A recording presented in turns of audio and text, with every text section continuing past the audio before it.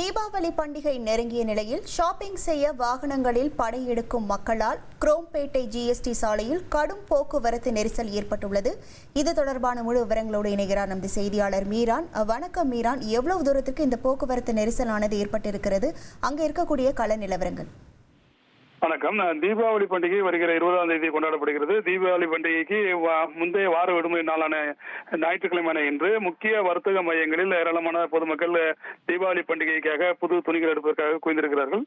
சென்னை புறநகரை பகுதியை பொறுத்தவரைக்கும் சென்னை குரோம்பேட்டை பகுதியில் ஏராளமான பிரபல துணிக்கடைகள் இருக்கிறது.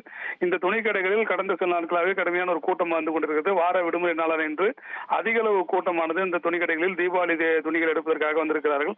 இதன் காரணமாக பல்லாவரத்திலிருந்து தாம்பரம் சானட்டோரியம் வரை ஜிஎஸ்டி சாலையில் ஒரு கடுமையான போக்குவரத்து நெரிசலானது நீடிக்கிறது.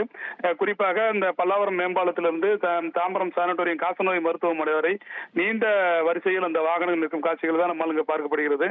கடுமையான போக்குவரத்து நெரிசலில் வாகன ஓட்டிகள் கடும் அவதிப்பட்டு வருகிறார்கள். இந்த போக்குவரத்து நெரிசலானது கடந்த 2 மணி நேரத்துக்கு மேலாக நீடித்து வருகிறது. குறிப்பாக இதுபோன்ற பண்டிகை காலங்களில் வார விடுமுறை நாட்களில் முக்கியமான இந்த பகுதியில் அதிக அளவு போக்குவரத்து போலீசார் போக்குவரத்தை சீரமைக்கும் பணியில் ஈடுபடுவது வழக்கம். இந்த பகுதியை பொறுத்த வரைக்கும் போக்குவரத்து போலீசார் முறையாக பணியில் இல்லை என்ற ஒரு குற்றச்சாட்டை வாகன ஓட்டிகள் எழுப்பியிருக்கிறார்கள். தொடர்ந்து கடுமையான ஒரு போக்குவரத்து நெரிசலானது நீடித்து வருகிறது.